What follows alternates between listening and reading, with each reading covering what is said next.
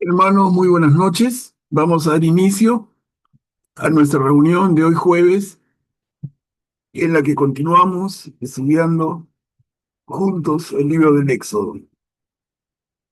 El jueves pasado nos detuvimos en lo que iba a ser un repaso. Al final tomamos toda la sesión para el primer mandamiento nomás, pero creo que fue muy interesante. Bueno, vamos a continuar el día de hoy con el capítulo 21 en adelante, pero antes de iniciar la reunión, vamos a hacer una oración inicial. Esta vez va a estar a cargo nuestro hermano Graciano. Adelante, Graciano. Hermanos, buenas noches. En el nombre del Padre, del Hijo y del Espíritu Santo. Espíritu Santo, ilumina nuestro entendimiento para estudiar la Sagrada Escritura y recibir la presencia de Dios que se manifiesta mediante tu palabra. Abre nuestros corazones para recibir el amor de Dios y que lo hagamos realidad en nuestras acciones de cada día. Instrúyenos con tu palabra, de manera que seamos signos de tu presencia en nuestras familias. Amén. En el nombre del Padre, del Hijo y del Espíritu. Gracias, Graciano. Muchas gracias. Entonces, hermanos, empezamos. Les quería comentar primero, estuve revisando en el material que todos tenemos a mano, el Catecismo de la Iglesia Católica. Se los he recomendado varias veces. Y miren, quería no dejar pasar la ocasión, ahora que estamos estudiando los 10 mandamientos, directamente del libro del Éxodo, directamente de la Biblia, y quería hacerles mención. Este tema de los 10 mandamientos, con absoluto detalle, de manera impecable, está desarrollado en nuestro catecismo del número 2052 hasta el número 2557 inclusive. Si hablamos en términos de páginas, por lo menos en esta edición que tenemos casi todo, esa edición verde, es el Catecismo de la Iglesia Católica, versión oficial de 1997. Eso lo tenemos a partir de la página 424 hasta la página 514. Está desarrollado el tema de manera impecable. Yo quería recomendárselos porque realmente es un tema tan importante y merece que lo revisemos una y otra vez.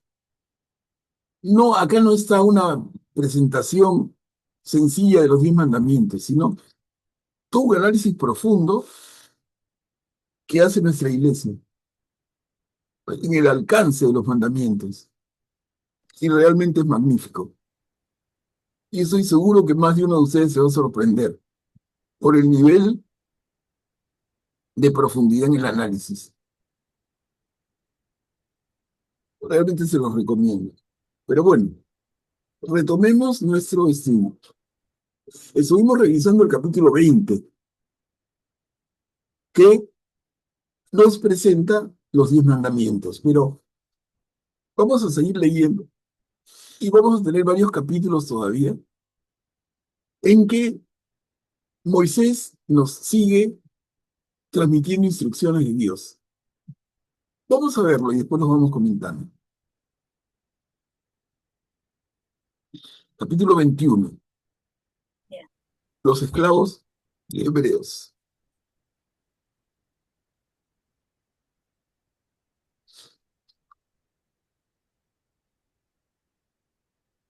¿Quién puede leer?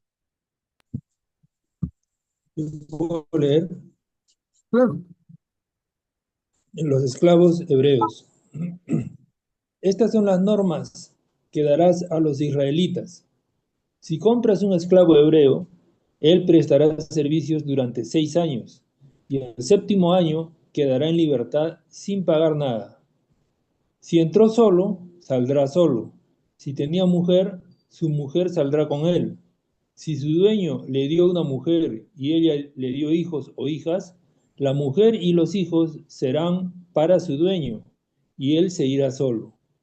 Pero si el esclavo declara expresamente, yo amo a mi señor, a mi mujer y a mis hijos, y por eso no quiero quedar en libertad, su dueño lo presentará delante de Dios, lo acercará a la puerta de su casa o al poste de la puerta, y le perforará la oreja con una lesna. Así el esclavo quedará a su servicio para siempre.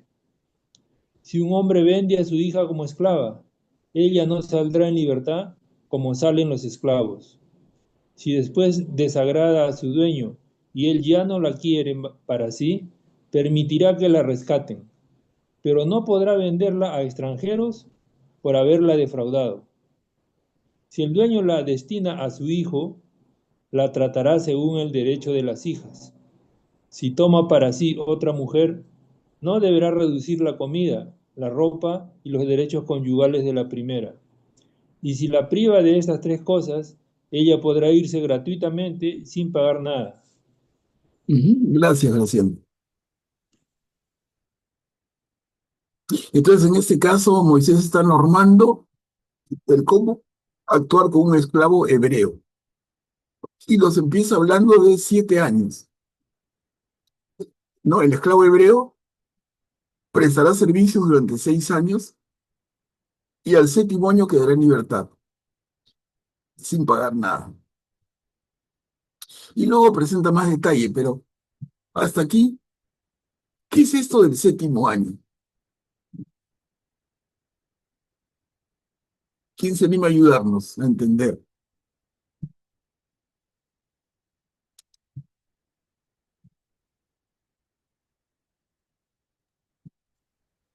Es el número bíblico, Manuel Pablo, el 7. En 7 días Dios creó el mundo. Ya, No recuerdo qué otro sitio hay una mención de 7, pero claro, es un número, sí, pero hay mucho más que eso. Hay mucho más que eso. Mira, adelanto. Tiene que ver con el año sabático. Año sabático. A ver, vaya haciendo memoria. Graciano, adelante. Gracias, Manuel Pablo. Quería mencionar lo mismo que don Guillermo, ¿no? Aquí Moisés aplica la misma fórmula de la creación, ¿no? 6 días de trabajo y el séptimo, o 6 años, o 6 días de trabajo y el séptimo se descansa, ¿no? En este caso queda libre el esclavo. Claro, en la creación son 6 días de trabajo y uno se descansa. Acá son 6 años de trabajo y uno se descansa. No un día, un año. No, incluso vamos a ver cómo se instituye esto. Lo vamos a ver con mucho detalle. Cómo el séptimo año no se trabaja la tierra. El séptimo año se deja descansar la tierra. El séptimo año marca mucho. Y nos dice, hablando de los esclavos israelitas, que el séptimo año quedarán en libertad. Entonces, el número 7 sí significa lo que ustedes dicen, pero miren, acá le están dando tremendo peso al año, al séptimo año.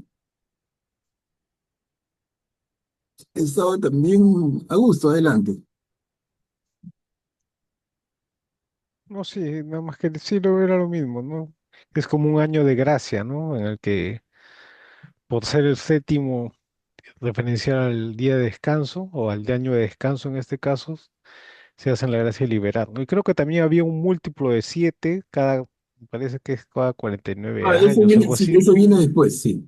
Claro, Claro, sí, sí, el otro se llama el año jubilado. el año julio, claro. Sí, Lo que sí me parece interesante que, claro, dejan libre al hombre, ¿no? Pero la mujer y las hijas quedan en propiedad, o sea que prácticamente el esclavo en parte se ve, digamos, presionado a quedarse con su amo, ¿no? si es que tiene desarrollado un afecto especial por su pareja, da la opción, él puede quedarse. Dice, no me quiero ir, amo. Entonces le hace un hueco en la oreja y queda esclavo para siempre. Pero lo interesante de esto, miren, hay un concepto. Cada 7 años se restituye el orden establecido. O sea, las cosas originalmente tienen un cauce, pero van cambiando. Unos tienen más éxito que otros, unos quedan esclavos, otros toman muchas más posesiones. Y lo que era una igualdad inicial se desestructura. Lo que nos dice acá, y recién se presenta esa institución que va a irse ampliando y vamos a ver hasta dónde llega, ¿no? El esclavo hebreo al séptimo año, trabaja 6 años, al séptimo queda libre. Vamos mirándolo, pero vamos a ir entendiéndolo de a pocos. María Teresa, adelante, por favor. Buenas noches. Yo tengo más que nada una pregunta con respecto a lo de la esclavitud. ¿No se supone que los israelíes o los judíos, los israelitas salieron de Egipto porque eran esclavos? Y lo que no me queda claro acá es, ¿son los propios hebreos? O sea, ¿hay esclavos hebreos, esclavos de otros hebreos? ¿O qué significa eso? No entiendo. Sí, es exactamente lo que dices, María Teresa. Si O alguien sea, nos ayuda, si alguien nos ayuda, ¿por qué un esclavo, un hebreo puede quedar esclavo de otro hebreo? sí, eso, y me contrasta con el hecho de que el éxodo se trata pues de dejar el esclavismo en Egipto, ¿no? Claro, por eso les digo, entonces hay que entender qué puede originar que un hebreo termine siendo esclavo de otro cuando eran libres. Exacto, sí, esa es mi pregunta, A ver gracias. si alguien nos puede ayudar para que la participación sea de muchos en lo posible. A ver, vamos viendo. Guillermo, adelante. Gracias, Manuel Pablo. Primero quisiera decir con relación al primer párrafo, cuando dice, si su dueño le dio una mujer y ella le dio hijos o hijas, la mujer y los hijos serán para su dueño. Yo le encuentro cierta razonabilidad a esto, porque se trata de un esclavo que entró a trabajar como esclavo solo y el dueño, el amo del esclavo, le da una mujer al esclavo como quien le da un activo al esclavo. Y entonces cuando el esclavo queda libre, la mujer retorna al dueño original, que es el que le dio la mujer, y los hijos son el producto digamos, de la relación que han tenido el esclavo con la mujer que le dio el dueño, ¿no? Entonces, me parece que hay una cierta razonabilidad en eso. El esclavo queda libre después de 6 años de trabajo, pero como la mujer no era propia, sino se la había dado el dueño, la mujer y los hijos o hijas quedan con el dueño. En Ujú. cuanto a lo segundo, me parece que ya en esta época se ve que no todos son iguales definitivamente. Hay quienes tienen más capacidad patrimonial, quienes por lo tanto no pueden trabajar todo lo que tienen, toda la tierra, pastorear todas las ovejas, etcétera, ¿no? Entonces necesitan del apoyo del concurso de otras personas. Y como en ese tiempo probablemente no existía la relación laboral que existe ahora y hace muchos años, entonces existía la esclavitud y un señor que tenía terrenos y ganado podía comprar a otro eh, israelita o otro hebreo, hebreo mejor dicho, lo podía comprar como esclavo para que trabaje para él. Y claro, cuando lo compraba tenía que pagar algo. No era simplemente que lo tomara como esclavo, ¿no? Entonces, de todas maneras, esto me parece que es una expresión de la desigualdad que había entre los seres humanos desde aquella época, porque habían quienes tenían más poder y quienes no tenían casi oportunidad y tenían que servir necesariamente en un sistema de esclavitud. Gracias, Bernardo. Claro. Gracias, Guillermo. Mira, acá el tema de la esclavitud es complicado y no estamos hablando de un esclavo de otro pueblo, sino un esclavo hebreo. Por eso creo que es vigente la pregunta de María Teresa.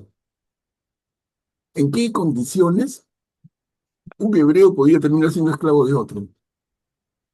Ese tema es bien importante, porque si no nos confundimos terriblemente. Augusto, adelante. Eh, si quizás se pueda ver en este ejemplo, ¿no? Digamos que hay dos personas que tienen una pequeña parcela donde siembran, ¿no?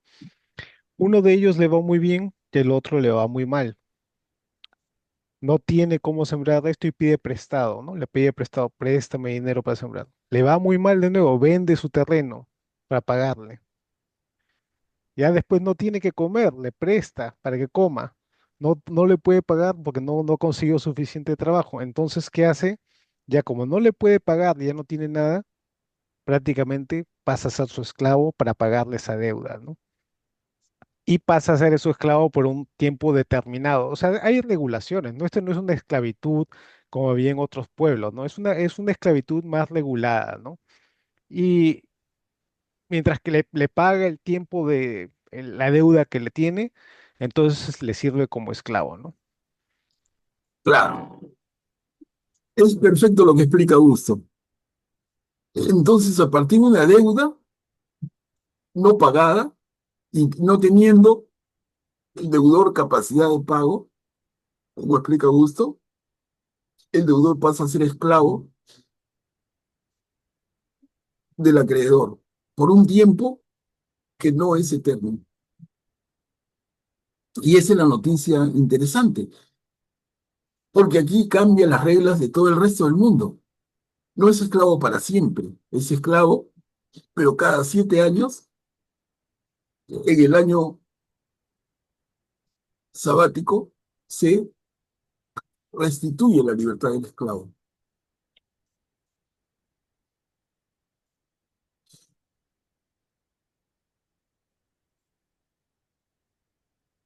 No sé si queda claro, María Teresa.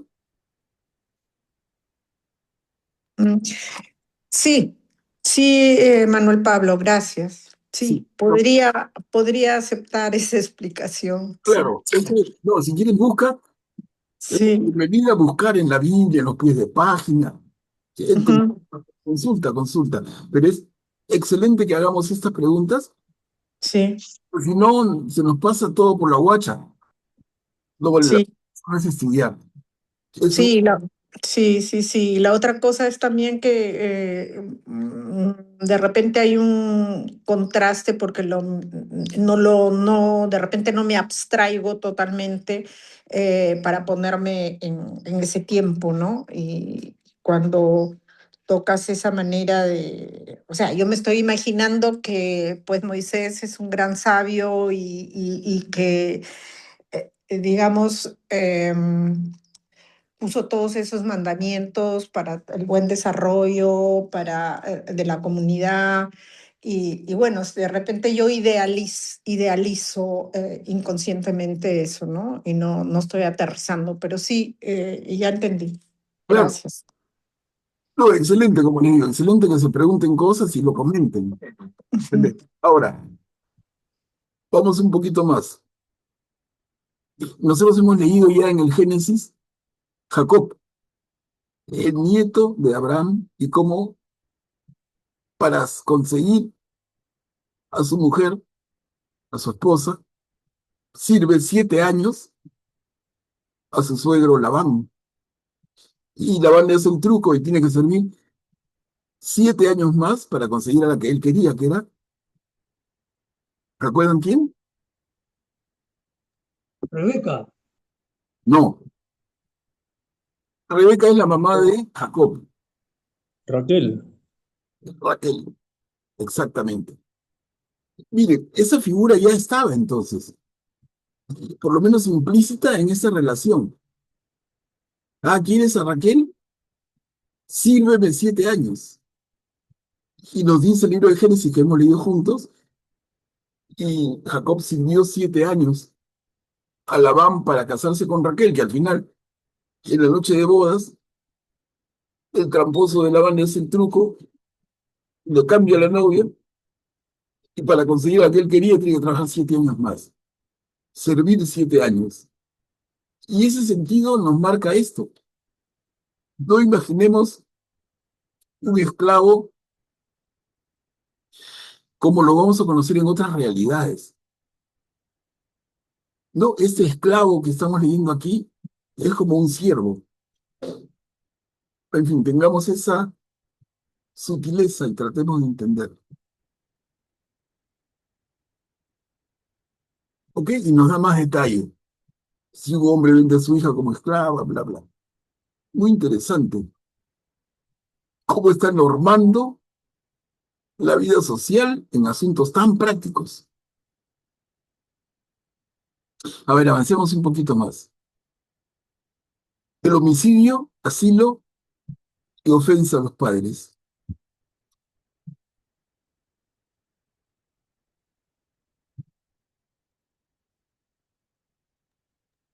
El que hiera mortalmente a un hombre será castigado con la muerte, si no lo hizo con premeditación, sino que Dios dispuso que cayera bajo su mano. Yo te señalaré un lugar donde podrá refugiarse el homicida. Pero si alguien tiene la osadía de matar alevosamente a su prójimo, hasta de mi altar deberás sacarlo para que muera.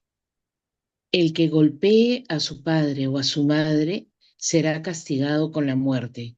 El que rapte a un hombre, sea que lo haya vendido o se lo encuentre en su poder, será castigado con la muerte.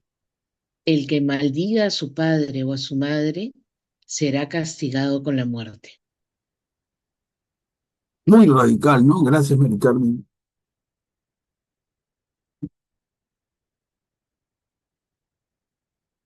Miren, en la tercera línea dice, Dios dispuso que cayera bajo su mano. No, a ese yo señalaré un lugar donde podrá refugiarse el homicida. Está presentándonos un concepto que se va a desarrollar luego, que son las ciudades de refugio.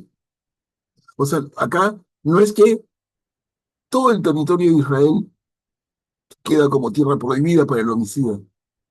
Se van a establecer unas cuantas ciudades que van a ser absolutamente transparentes, conocidas, que van a ser ciudades de refugio, donde el homicida podrá refugiarse. Vamos a ver más detalle. Y luego, con mucha dureza, el castigo al que golpee o maldiga a su padre o a su madre.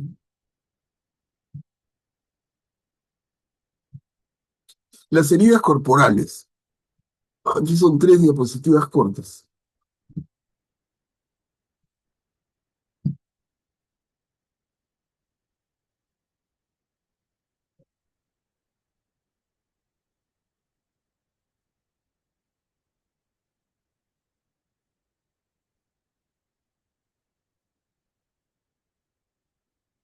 ¿Nadie puede leer? Si no lo leemos en voz baja, nomás me avisan. Yo lo puedo leer, ¿no? A ver, Las heridas corporales.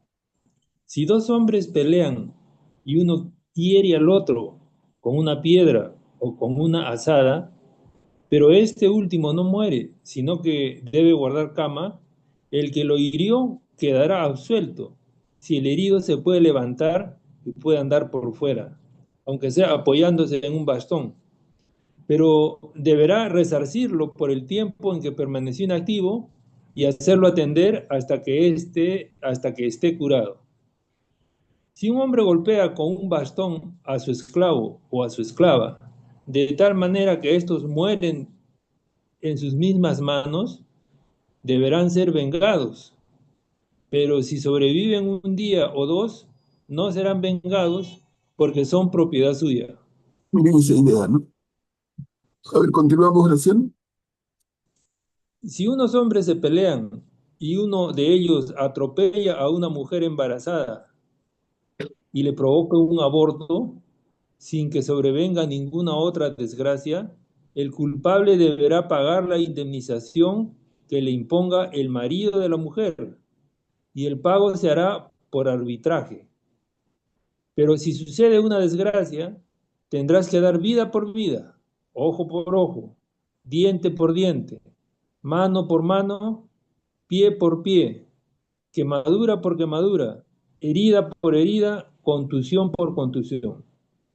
Si un hombre golpea en un ojo a su esclavo o a su esclava y lo deja tuerto, lo pondrá en libertad como compensación por el ojo. Y si le hace caer un diente, lo pondrá en libertad como compensación por el diente. Y acá Si terminamos. un buey, si un buey embiste a un hombre o a una mujer y estos mueren, el buey será matado a pedradas y no se comerá su carne. El dueño del buey, en cambio, estará libre de culpa. Pero si el buey solía embestir y su dueño, aunque advertido oportunamente, no lo vigiló, en el caso de que ese buey mate a un hombre o a una mujer, será muerto a pedradas y su dueño también será castigado con la muerte. Si se le impone un precio de rescate, deberá pagar en rescate de su vida todo lo que se le imponga. Si el buey embiste a un muchacho o a una muchacha, se procederá con él conforme a esta misma regla. Y si el buey embiste a un esclavo o a una esclava, el dueño del animal pagará 30 ciclos de plata al dueño del esclavo, y el buey será muerto a pedradas. Gracias, Graciano. Miren la cifra. Empecemos por el final, la última línea. Si un buey embiste a un esclavo o una esclava, el dueño del animal pagará 30 ciclos de plata al dueño del esclavo y el buey será muerto a pedradas. ¿No les hace recordar algo esto? La cifra, 30 ciclos de plata. El precio, Es lo que pagó Abraham por el terreno que compró para las tumbas, su tumba y de su esposa y de su familia, ¿no? claro, pero también es el precio que pagaron La Eh, traición de Judas. a Judas. Judas sí, la de Judas. vendió al Señor por 30 monedas de plata. Así Ujú. es, así es. ¿No? Entonces a Judas le pagan los sacerdotes del templo 30 monedas de plata por entregar a Jesús. Pero a ver, regresemos. La película entera nos habla de un tema que nosotros conocemos bien y que se resume en la famosa ley del talión, ojo por ojo, diente por diente. Y podría parecernos una barbaridad la ley del talión. Nos podría parecer algo tan primitivo, no sé qué piensan. ¿No? La ley del talión nos lleva a vengarnos. Gracias, no adelante. Ahora parece bastante primitivo, ¿no? Pero de repente en esa época era necesaria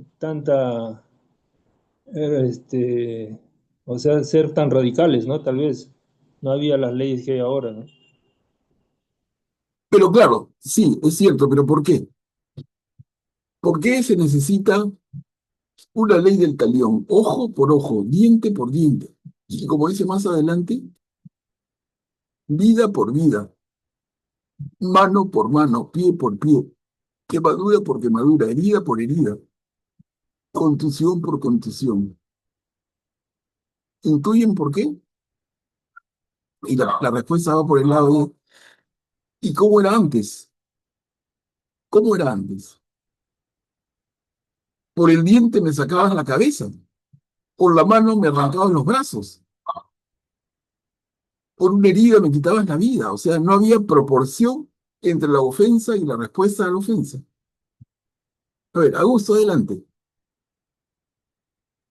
No, es era exactamente eso, ¿no? O sea, estamos hablando de tiempos donde eran muy bárbaros, ¿no? O sea, en el sentido de que eran personas verdaderamente que no eran civilizadas, ¿no? Y efectivamente, si te hacían un mal, alguien le hacían un daño a su hermana, podía acabar con toda la familia del otro, ¿no? Es decir, no Como si habría fuera, proporcionalidad. ¿te acuerdas que se Hay hizo una en historia. Génesis? La historia Sí, de, sí, sí.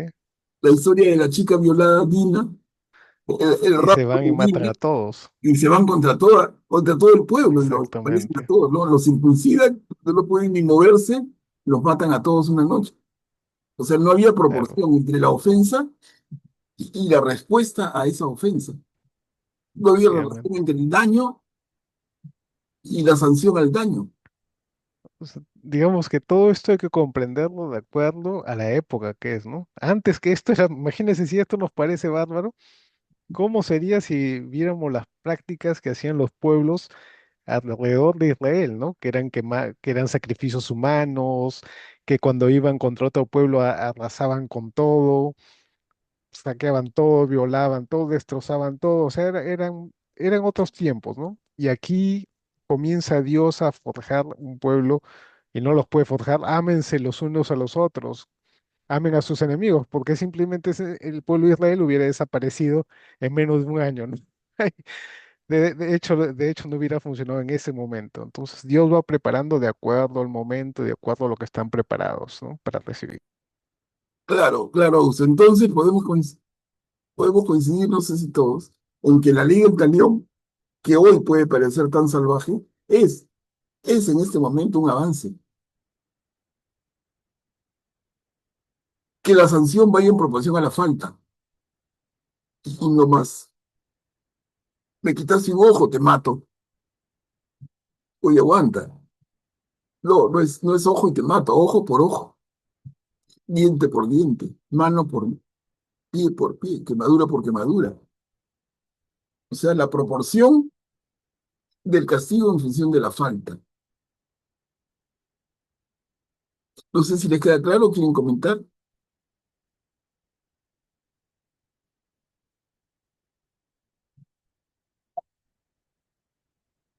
A ver, continuamos. Delitos contra la propiedad. Acá son tres diapositivas. Ojo, la propiedad incluye a la mujer. No nos olvidemos. ¿Quién puede leer?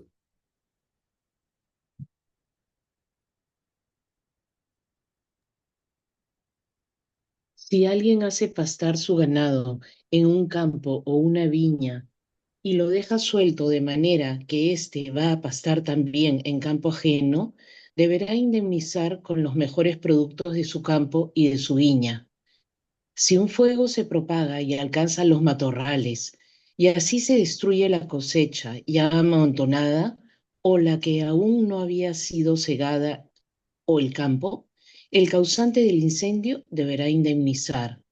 Si un hombre entrega a otro en depósito dinero o algún objeto y alguien los roba de la casa de este último, el ladrón, si es descubierto, restituirá el doble.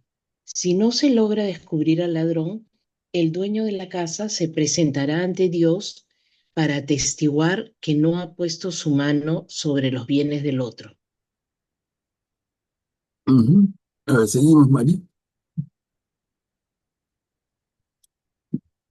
Si en todo asunto delictivo referente a un buey, un asno, una oveja, un traje o cualquier objeto desaparecido del cual su propietario pueda decir, indudablemente es este, el litigio será llevado ante Dios y aquel a quien Dios declare culpable restituirá al otro el doble.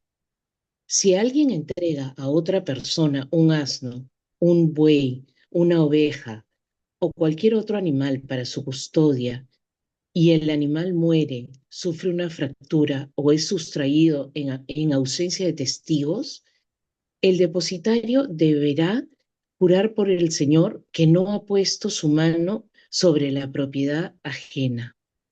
El propietario aceptará el juramento y aquel no estará obligado a indemnizar. Pero si el animal fue robado estando presente el depositario, deberá indemnizar. Si el animal ha sido despedazado por una fiera, traerá como testimonio los despojos y no tendrá que indemnizar por él. Y acá terminamos, Mari. Si alguien pide prestado un animal y éste sufre una fractura o muere en ausencia de su dueño, el que lo recibió en préstamo deberá indemnizar. Si su dueño estaba presente, no estará obligado a hacerlo. Si lo había alquilado, le pagará el precio del alquiler.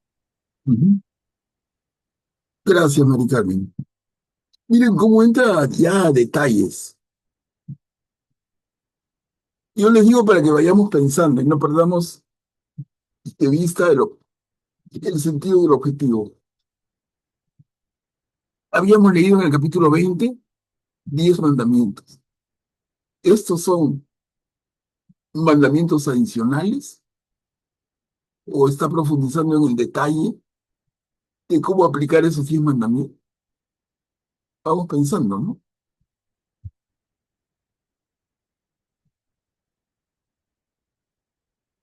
Otra vez acá tenemos 3 diapositivas. Pero, perdón, Graciano, adelante. Manuel Pablo, una consulta. Creo que en la segunda diapositiva de las 3 anteriores ordenaban que debían ir ante Dios para que Dios declare culpable a uno. Así es. ¿Eso cómo se manejaba en la práctica? Porque no se iban a estar comunicando con Dios cada vez que tenían uno de estos problemas, ¿no? O sea, supongo que habría alguna forma de llegar a una conclusión, ¿no? Claro, Graciano, y eso lo hemos visto, a ver si se acuerdan. Hago un poquito de memoria. ¿Se acuerdan cuando Moisés hacía de juez y Jetro, su suegro, lo encuentra y lo ve como una cola de gente esperándolo para que Moisés, como juez, resuelva todos los casos de controversia? Y Jetro le dice, oye, eso no funciona así. ¿Por qué lo nombras jefes de 100, de 1000 y de 10.000? De manera que tú vayas delegando y hayan otros jueces que te alivien la tarea y tú solamente llegues a esos temas que no puedan resolverse en las primeras instancias. ¿Se acuerdan que lo vimos? Creo que esa es la respuesta, Graciano. Gracias.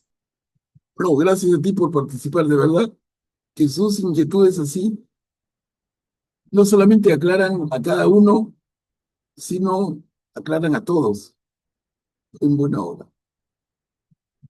A ver, vamos acá, 3 diapositivas. Leyes morales, sociales y religiosas.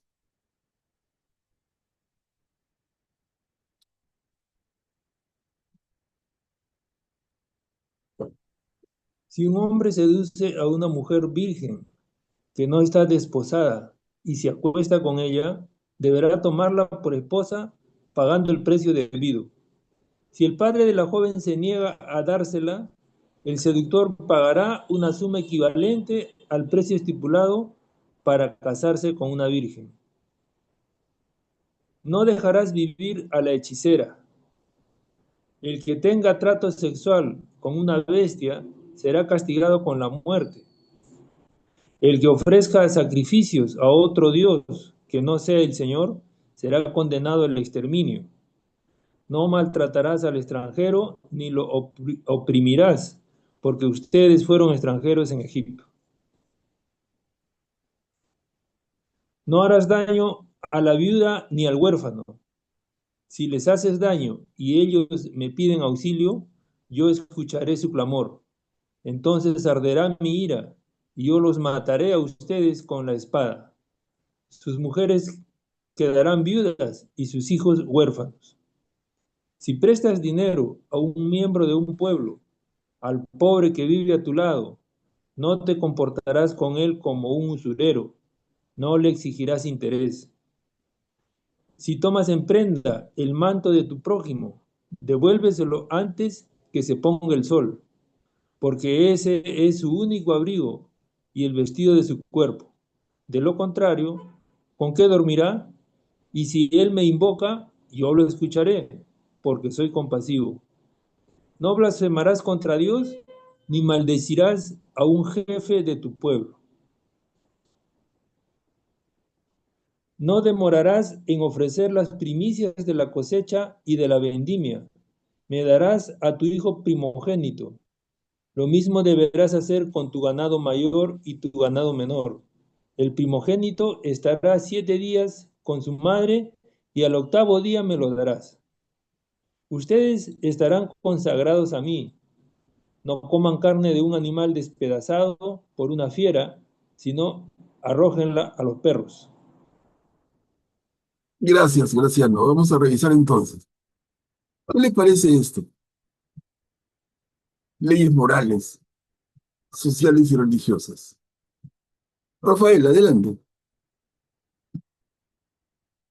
Buenas noches, Manuel Pablo, buenas noches con todos. Es interesante lo que estamos viendo, así como están mencionando los otros hermanos de esta edad antigua en que los pobladores reaccionaban en guerras, en violencia, en sacrificios humanos y todas esas cosas. Pero vemos aquí que hay como una especie de esbozo del Dios amor oblativo, misericordioso, porque está hablando de defender al huérfano y a la viuda y todo aquello. Claro que también le pone los rasgos de violencia, el escritor de su tiempo, claro, pero algo así se ven esbozos de Dios amor, misericordia, y menciona precisamente lo del manto. Me llamó la atención porque me hizo acordar al pasaje del Evangelio cuando Jesús va pasando y se levanta el ciego Bartimeo y deja su manto. Entonces, para los judíos, si más no me equivoco, corríjame, el manto es algo precioso, es algo mucho, muy importante para ellos, es algo valiosísimo, y el hecho de que ese ciego sea despojado del manto es algo que es, por seguir a Jesús es algo muy loable, y eso precisamente señala aquí del Éxodo. Ujú, es correcto. Entonces, miren, revisemos. Sí, Rafael. Sí, eso es todo, gracias. Sí, gracias, Rafael. Vamos a revisar Ajá. entonces de arriba para abajo. Miren, el primero. Si un hombre seduce a una mujer virgen, se acuesta con ella, el seductor deberá pagar una suma equivalente al precio estipulado para casarse con la virgen. Otra vez nos lleva a pensar la misma perícopa que recordábamos del libro del Génesis, con el rapto de Dina. El joven parece que se enamora de Dina, se acuesta con ella y pide tomarla por esposa y pide pagar el precio y no se lo permiten. Y la respuesta es matar a todos en castigo. Miren, entonces es un antiejemplo. Segundo, no dejarás vivir a la hechicera, no dejarás vivir a la bruja.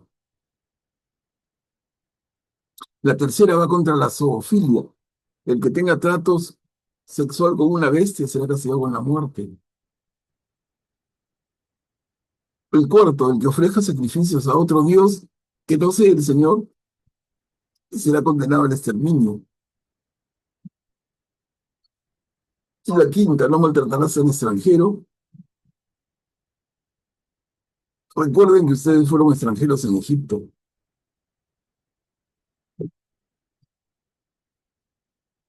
Acá hay mandamientos además de los 10, o metemos a estos como parte de los 10. Vayan pensando, ¿no? Acá lo que decía Rafael, no harás daño a la viuda ni al huérfano. El tema de la usura, presta pero sin intereses. Si tomas, lo que decía Rafael también, si tomas en prenda el manto, devuélvelo, porque eso es el abrigo que permitirá a ese hermano que pase la noche. Miren cuántas cosas que ni siquiera hoy hay un derecho moderno contemporáneo, siglo XXI, no tenemos esto. Graciano, adelante. Una consulta, Manuel Pablo. Estos, digamos, procedimientos, supongo que después pasaron a formar parte de los 613 preceptos de los judíos que hoy se conocen, ¿no? Claro, de aquí salen, exactamente. Uno dice, ¿por qué es 10 o 613? Pero estamos viendo una serie de cosas que realmente los judíos van a considerar como instrucciones de Dios, como mandamientos de Dios, y suman en el cálculo que hacen 613. Aunque cuando lo revisamos por ahí, podemos ver que algunos se repiten, en fin, que alguno puede incorporar a otro.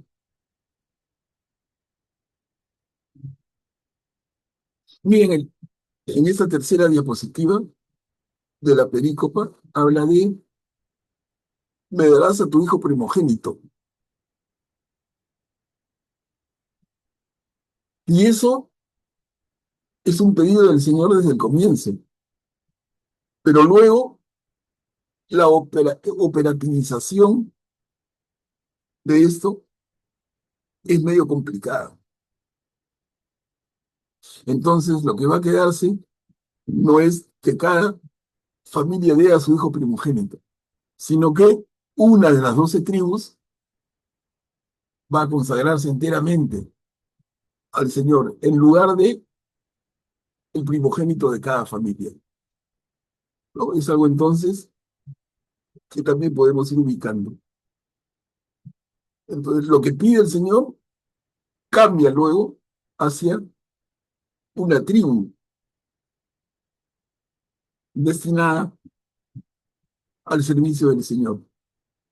No el mayor de cada familia, sino la tribu entera, que va a ser la tribu de Leví.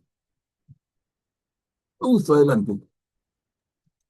Y luego ya vuelve a cambiar cuando está en el sistema del templo, ¿no? Porque ahí pagan un rescate por el primogénito en términos de sacrificios, ¿no? De un cordero y una paloma o dos palomas, si es una familia pobre, ¿no? Entonces va evolucionando esta idea, ¿no? Eh, efectivamente, efectivamente, ¿no? A ver, vamos avanzando. Deberes humanitarios y de justicia. Son dos diapositivas. ¿Quién puede leer?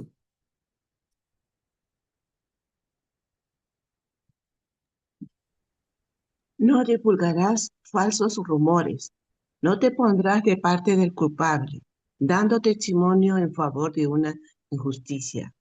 No seguirás a la mayoría para hacer el mal, ni atestiguarás en un proceso plegándote a la mayoría para conculcar el derecho. Tampoco favorecerás arbitrariamente al pobre que está implicado en un pleito.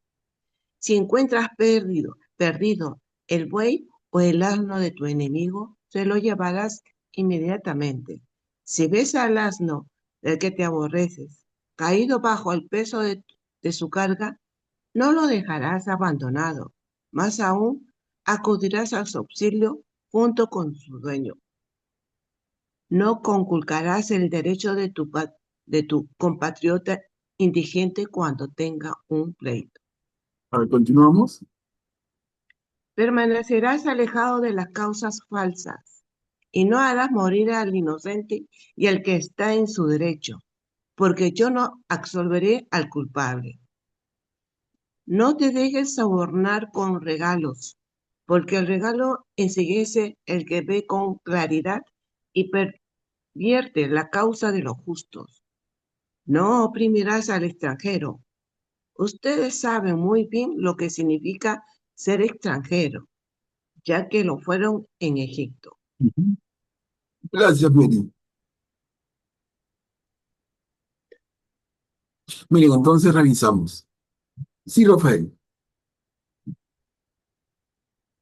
Así, gracias, Manuel Pablo, pero a lo mejor querías decir algo, estoy interrumpiendo, No, dispensarás. sigue, sí.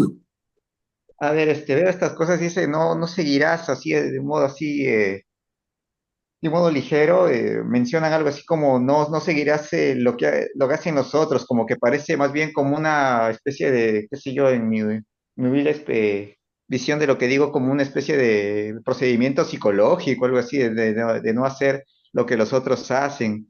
Es posible también que los fariseos en época de Jesús a lo mejor se valían de estas cosas y ordenaban las cosas tal cual con una argucia, con unas artimañas para que todo quede limpio. No sé si me dejo entender, es posible. Además, mencionan algo así como algo que tenga que ver, no sé si estoy seguro, algo aproximado como una democracia. Claro que para nosotros, los cristianos católicos de ahora, tomamos la democracia como algo, pues, que, por decir así, de la forma de seguir un gobierno de los males el menos, porque nosotros más llamados que estamos a la democracia, estamos llamados a hacer un consenso. Eso es lo que quería decir, gracias. Claro, mira, acá tenemos más o menos, no lo hemos contado, pero más o menos mitad, mitad, mandamientos que van en positivo y mandamientos que van en negativo, ¿no? No hagas esto, no hagas lo otro. Entonces, eso vamos a ver. Al final se puede hacer un conteo y hacer en números cuánto fue anunciado en positivo y cuánto fue anunciado en negativo. Mira la primera, no divulgarás falsos rumores.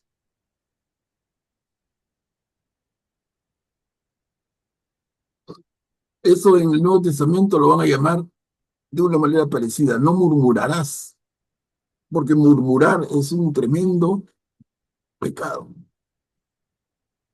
El no murmurar no lo encontramos tal cual en los 10 mandamientos, pero mira, sí está. Capítulo 23 del libro del Éxodo. No chismees. Chismear es un pecado contra Dios y no lo entendemos, ¿no? Acá está. No sigas a la mayoría para hacer el mal. No atestigues en un proceso plegándote a la mayoría para conculcar un derecho.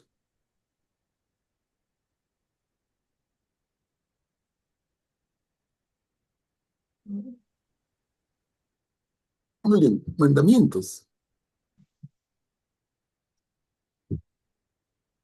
Augusto, adelante.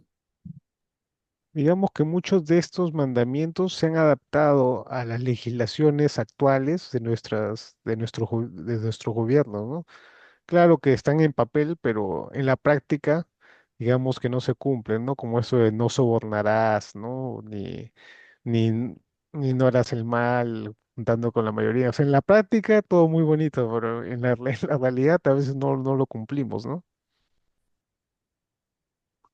Claro, mira como dices, el penúltimo en esta diapositiva, o el del medio, no te dejes sobornar con regalos.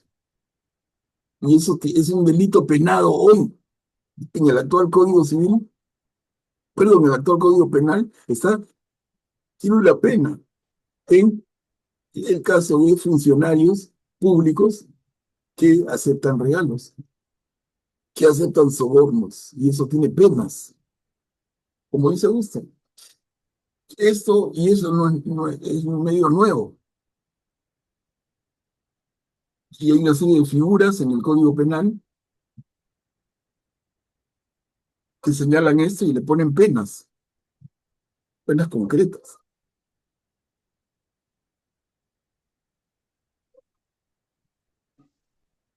Miren, habíamos adelantado el año sabático, que es un año cada 7, y el sábado, que es un día cada 7. A ver, leamos qué nos dice acá, como que lo habíamos comentado antes, y acá lo vamos a leer. A ver, Durante 6 años sembrarás tus tierras y recogerás sus productos. Al séptimo año les darás un descanso y las dejarás sin cultivar. Allí encontrarán su alimento tus compatriotas indigentes, y los animales del campo comerán el resto. Lo mismo harás con tus viñas y tus olivares. Durante 6 días harás tus trabajos, pero el séptimo deberás descansar, a fin de que reposen tu buey y tu asno, y el hijo de tu esclava y el extranjero tengan un respiro. Ustedes observarán todo lo que les he dicho, ni siquiera pronunciarán el nombre de otros dioses, que nadie lo oiga en boca de usted. Gracias, Juanino. Entonces podemos mirar acá y ver y comprender el sentido del descanso de un año cada 7, de un día cada 7. ¿Quién se anima a comentarlo?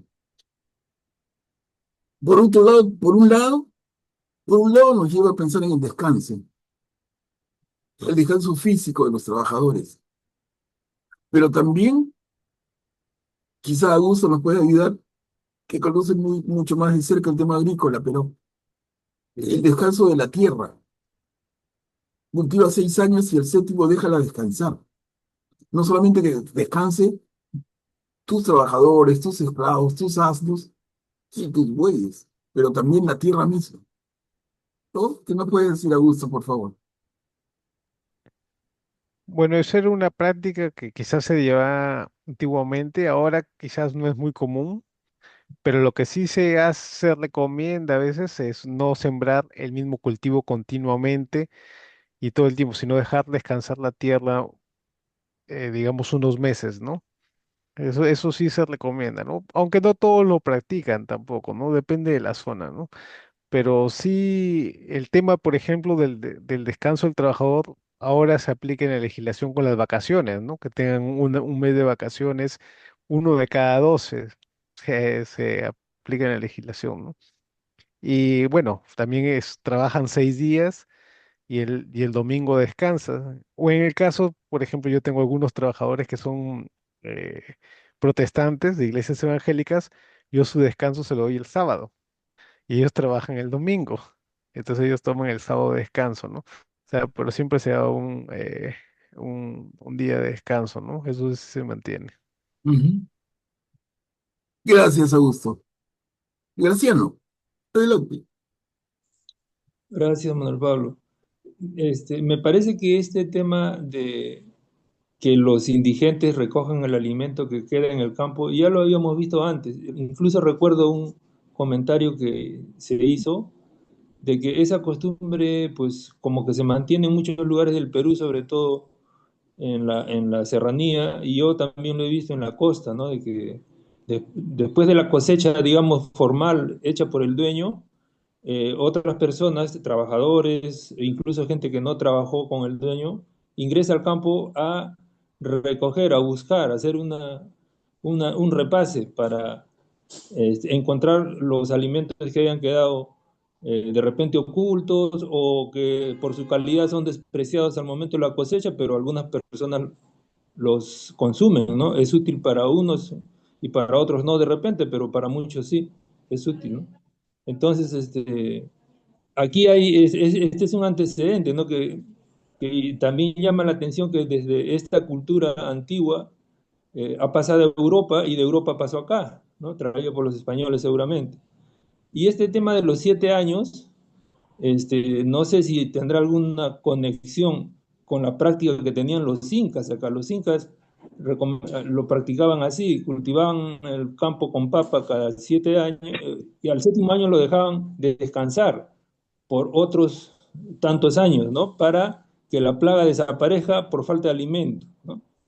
Entonces, claro, los incas, antes de la llegada de los españoles, no tenían información de lo que pasaba en Europa o en el Medio Oriente, ¿no? O en Israel, ¿no? Entonces, tal vez por casualidad también ellos llegaron a esa conclusión y la practicaban muy religiosamente porque no tenían otra forma de controlar sus plagas, sino dejando el campo sin alimento para las plagas y que naturalmente mueran, ¿no? Gracias. Claro, claro, Graciano. Eso es así, ¿no? Ellos no tenían conocimiento de la ley de Moisés, pero tenían conocimiento natural y sabían de que era necesario que la tierra descanse, que se oxigene, que recupere nutrientes. Al final esto es muy práctico. No solamente es ley de Dios, es una ley natural, muy práctica.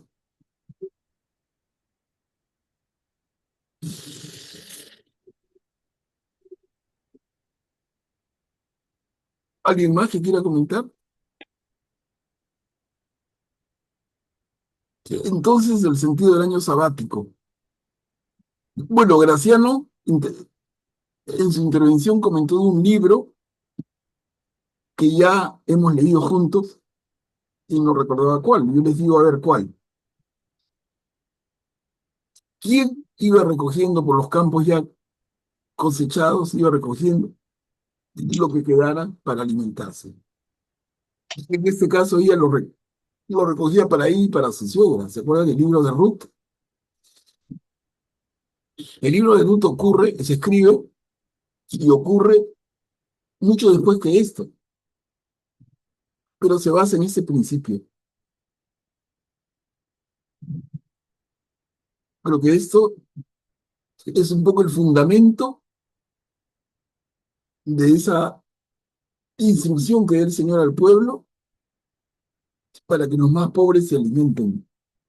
La tierra descansa, los pobres entonces ellos no tienen que ser perfectos en recoger.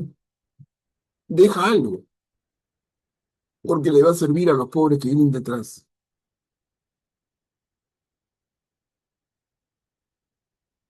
Entonces esto lo vemos en el libro de Ruth, si se acuerdan. ¿Comentario? Seguimos. Las fiestas religiosas de Israel.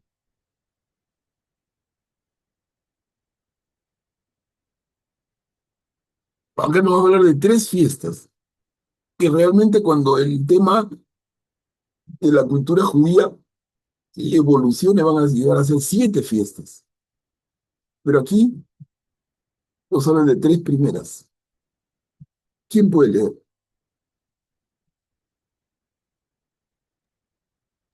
Las fiestas religiosas de Israel. 3 veces al año celebrarás una fiesta en mi honor. Celebrarás la fiesta de los ácimos. Durante 7 días comerás pan sin levadura, como te lo he mandado, en el tiempo señalado del mes de Abib, porque en ese mes saliste de Egipto y nadie se presentará ante mí con las manos vacías. También celebrarás la fiesta de la cosecha, o sea, de las primicias de tus trabajos, de lo que hayas sembrado en los campos. Y al comienzo del año, cuando recojas los frutos de tu trabajo, celebrarás la fiesta de la recolección. Todos los varones se presentarán delante del Señor 3 veces al año. Gracias, Cuchi. Todos los varones se presentarán ante el Señor 3 veces al año. Como les digo, esto va a ir creciendo. Y en el momento más maduro del culto judío van a ser 7 fiestas. Acá estamos con estas 3 iniciales. La fiesta de los ácimos, de la cosecha y de la recolección. La fiesta de los ácimos, ¿con qué coincide? Mírenla y díganme. Pan sin levadura.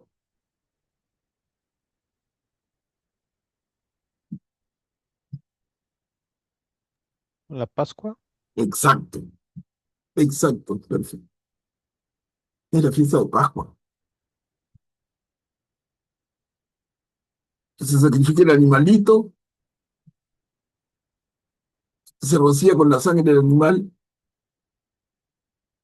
el marco de la puerta, se comparte la carne del animal, se prepara pan sin levadura, esa es la fiesta. Y se celebra y dura 7 días.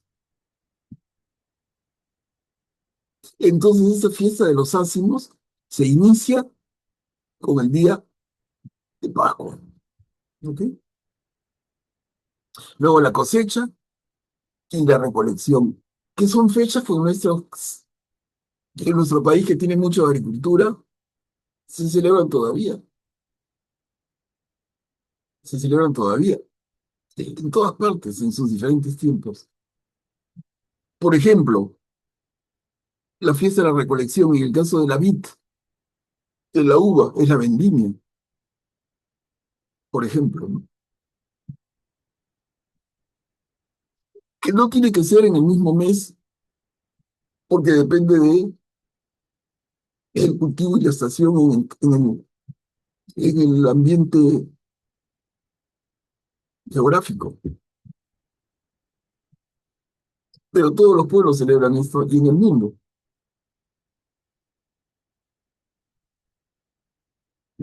María Teresa, adelante, profe. Una pregunta, Manuel Pablo, pero cosecha y recolección no es lo mismo. O sea, entiendo que los tiempos no son los mismos, pero si estoy celebrando la fiesta de la cosecha, no sé, de trigo o de gramíneas, y después la fiesta de la recolección también es la cosecha de las aceitunas o de la fruta. ¿Cuál es la diferencia?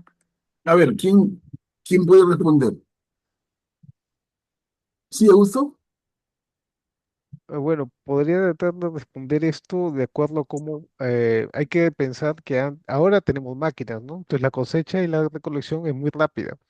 Pero por ejemplo, aquí en el Perú nomás, hace 30 años, cuando se cosechaba el arroz, por ejemplo, que es lo que yo más o menos sé, se ponía en montones y se dejaba secar con el sol durante varias semanas. Y habían varios montones alrededor de todo el campo, ¿no? Y comenzaba después el proceso ya cuando había máquinas ya, digamos, ¿cómo se llamaban estas? Unas pequeñas máquinas donde se alimentaba con gente esa máquina y salía el arroz ya separado de la panoja, ¿no? Mejor dicho, de la planta, ¿no? Entonces eso demoraba, ¿no? Porque se iba haciendo montón por montón, iban por todo el campo y podían pasar meses desde la cosecha hasta que finalmente ya tenías el producto, ¿no? Final, ¿no? Y me imagino que en la antigüedad, que no había ni siquiera ese tipo de máquinas, era un proceso más largo todavía, ¿no? Ujú. Bien, gracias, Augusto, está clarísimo. Clarísimo. A ver, seguimos. Otras leyes litúrgicas.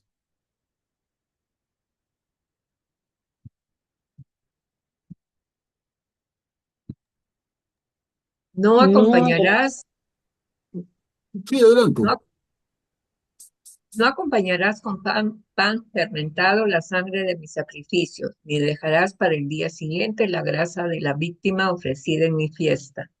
Llevarás a la casa del Señor, tu Dios, lo mejor de los primeros frutos de tu suelo. No harás cocer un cabrito en la leche de su madre. Claro, claro, gracias. Gracias, Jorina, que hay varias cositas, ¿no? Y habíamos leído eso de los primeros frutos y se nos pasó comentarlo, pero felizmente se repite.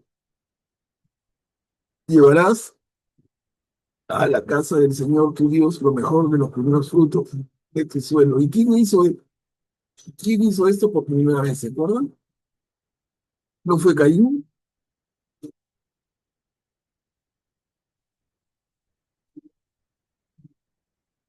Caín cuando ofrece al Señor, ofrece los frutos, los primeros frutos de su suelo. Abel ofrece un animalito y el Señor prefiere la ofrenda de Abel que la de Caín. Eso lo hemos visto en el libro de Génesis. Pero miren, esto de los primeros frutos, es lo mejor de los primeros frutos del suelo. Y cuando dice no harás cocer el cabrito en la leche de su madre, ¿eso por qué? Es como cuando nos dice no harás cocer un cabrito con su sangre. Tiene mucha relación. Creo que ya lo habíamos comentado antes, ¿no? ¿Quién recuerda?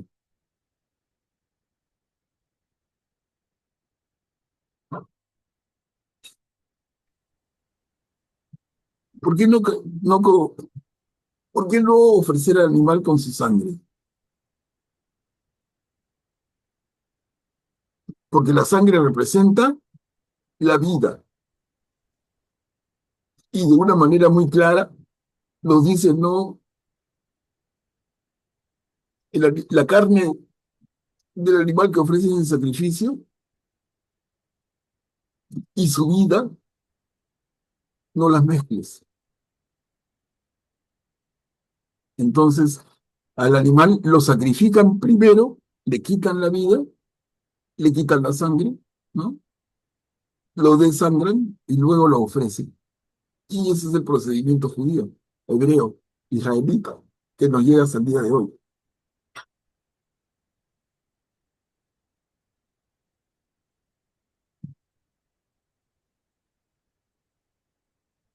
A ver, continuamos. Acá son 2 diapositivas. Instrucciones sobre la entrada en Canaán, la tierra prometida. Acá estamos lejos de Canaán, pero ya miren se anuncia.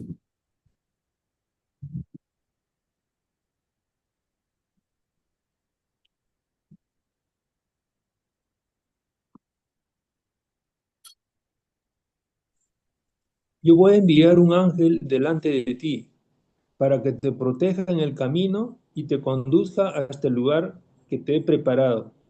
Respétalo y escucha su voz. No te rebeles contra él, porque no les perdonará las transgresiones, ya que mi nombre está en él. Si tú escuchas realmente su voz y haces todo lo que te diga, seré enemigo de tus enemigos y adversario de tus adversarios.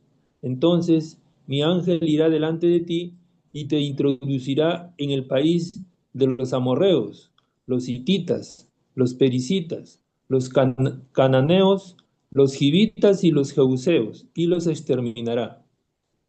No te postrarás delante de sus dioses, ni los servirás. No imitarás sus costumbres, sino que derribarás y harás pedazos sus piedras conmemorativas. Ustedes servirán al Señor su Dios, y Él bendecirá tu pan y tu agua. Yo apartaré de ti las enfermedades. En tu país ninguna mujer abortará ni será estéril, y colmaré el número de tus días. Yo sembraré el terror delante de ti, llenaré de confusión a los pueblos que encuentres a tu paso, y haré que todos tus enemigos te vuelvan las espaldas.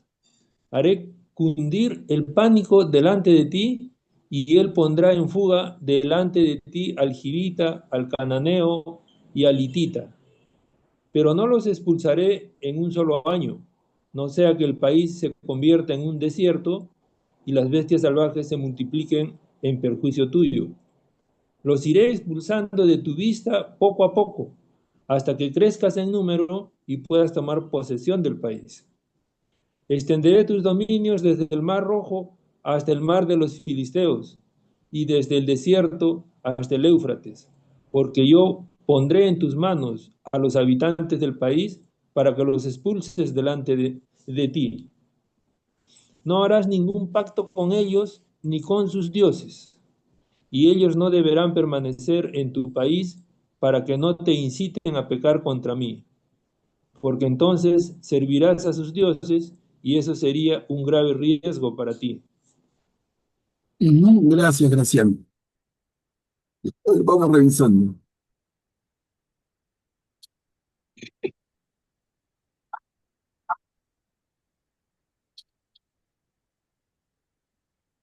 ¿Quién quisiera comentar algo?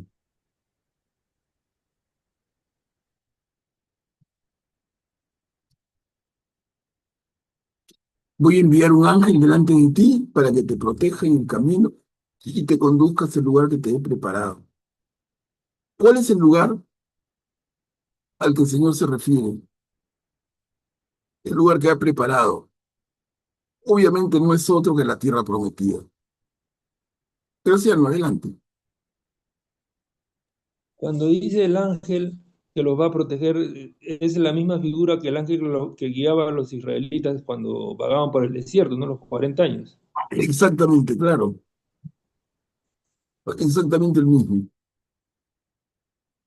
Entonces los va a llevar a ese lugar, los va a conducir a ese lugar que te he preparado, le dice al pueblo, y es la tierra prometida, la tierra de Canaán. ¿Y cómo la define? Miren, al final del primer párrafo, La tierra de Canaán es el país de los amorreos, hititas, pericitas, cananeos, givitas, jebuseos. 6 pueblos. O sea, desde aquí está cantando. Ojo a la tierra que vamos a llegar, a la tierra que el Señor nos ha preparado. No es una tierra vacía, es una tierra habitada. Y habitada por esos 6 pueblos, a los que vamos a vencer, a los que vamos a dominar.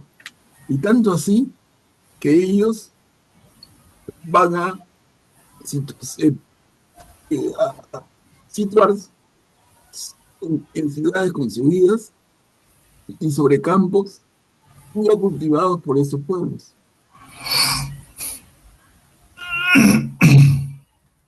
Emiliano, ¿quieres hablar? Sí, encuentro también la figura de la estrella que guiaba a los magos para el encuentro con el niño Jesús en el pesebre, ¿no?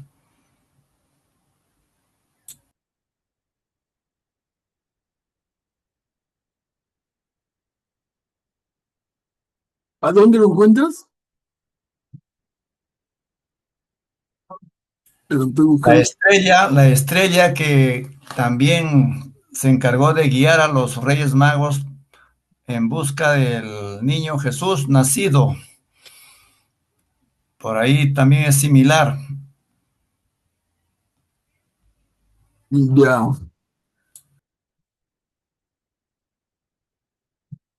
ya, gracias, Graciano. Creo que se refiere a la figura del ángel que guía al pueblo de Israel y será la estrella de Belén que guía a los reyes magos, ¿no? Supongo que eso se refiere. Claro.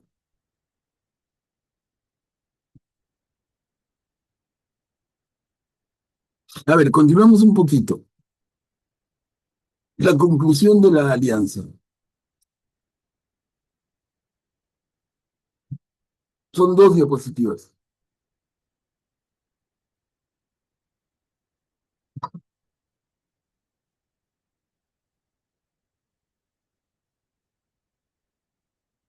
Vamos, estamos un poco flojos hoy día. La conclusión de la alianza.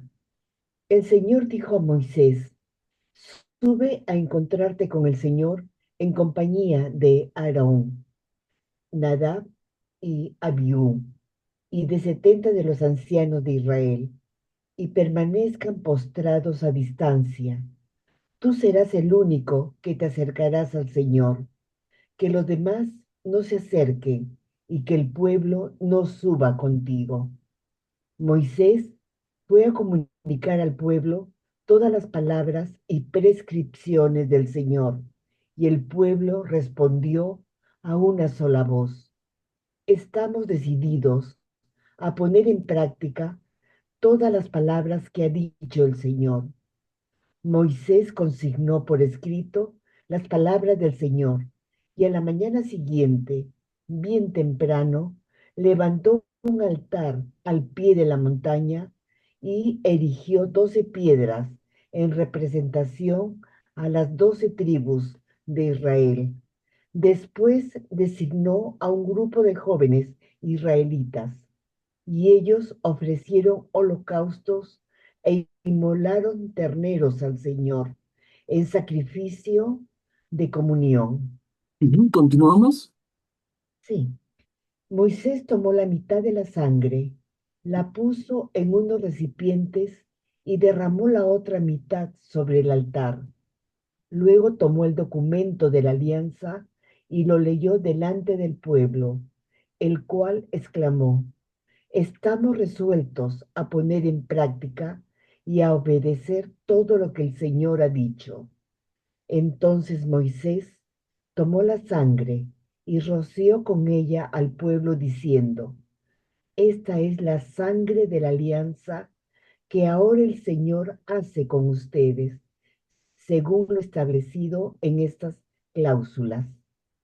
Luego Moisés subió en compañía de Aarón, Nadab, Abihú y de 70 de los ancianos.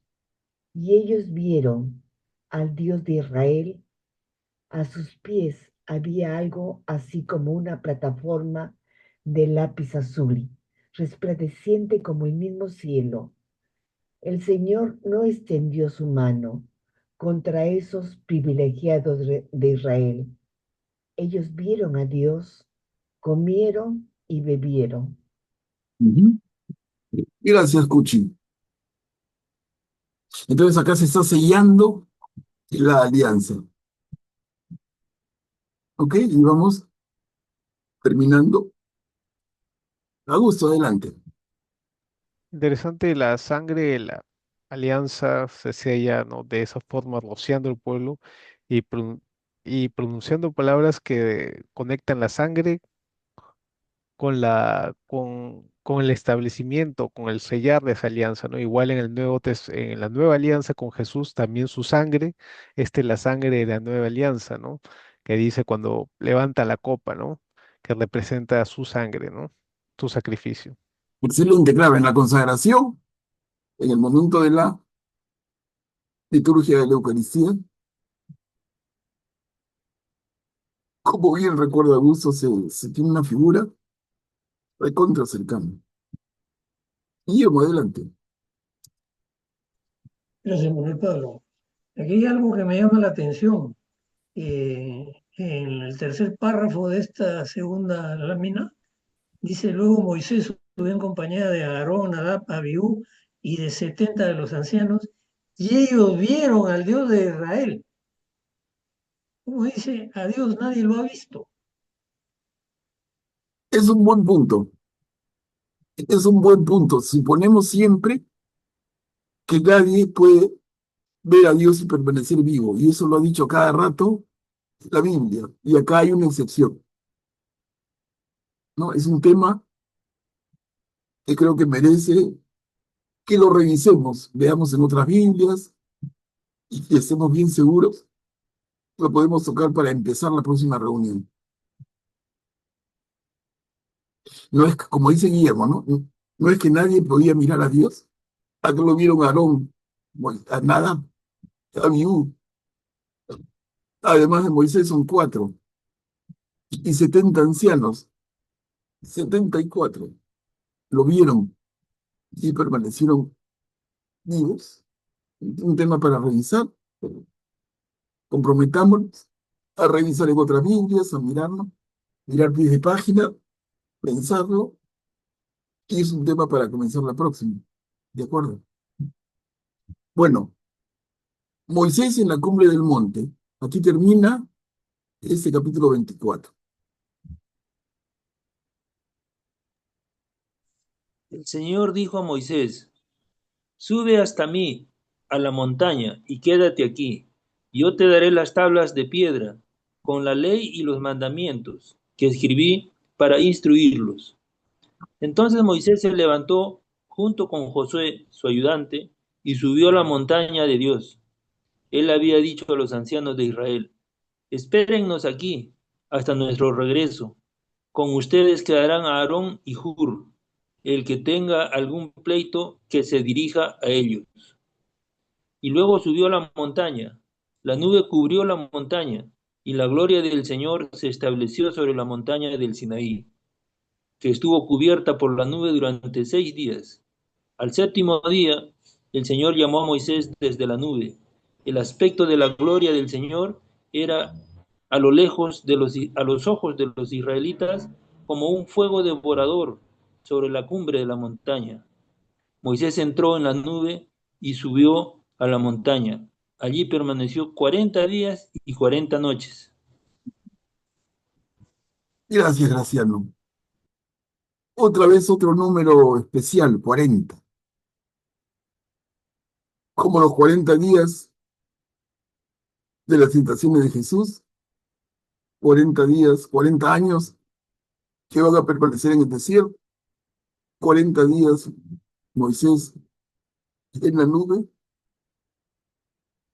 Adelante, Guillermo. Este, Moisés permaneció 40 días y 40 noches. ¿Y de qué se alimentó? Bueno, la respuesta no la tenemos. ¿El Señor le proveyó el alimento? Es lo más probable. Contestar de una manera afirmativa sería realmente muy intrépido. No, yo no me atrevo. Graciano. Yo diría, no solo de pan vive el hombre, sino de toda palabra que sale de la boca de Dios, ¿no? Pero Entonces, estás ¿qué comió? cayendo, claro, estás cayendo en el ¿Qué juego de lo que comió? trato de evitar yo. O sea, responderlo, ¿cómo sabes? Ya, Claro. Podemos, claro, no, no, el lo Señor, digo de una manera figurada. por eso, pues ya entrar en especulaciones, cada uno va a sacar uno. Todo tenía pescaditos en el bolsillo, todo había subido con pan, y ya empezamos a especular, ¿no?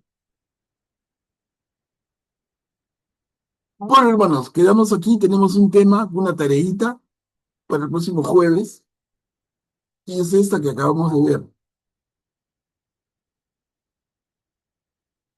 Hay 74 personas, como dice el texto, en esta perícopa del 24:1 al 11. Hay 74 personas que vieron a Jesús al rostro y no murieron. Quedamos aquí, capítulo 24, para empecemos el capítulo 25 el próximo jueves, ¿de acuerdo? Hermanos, si alguien tuviera una reflexión final.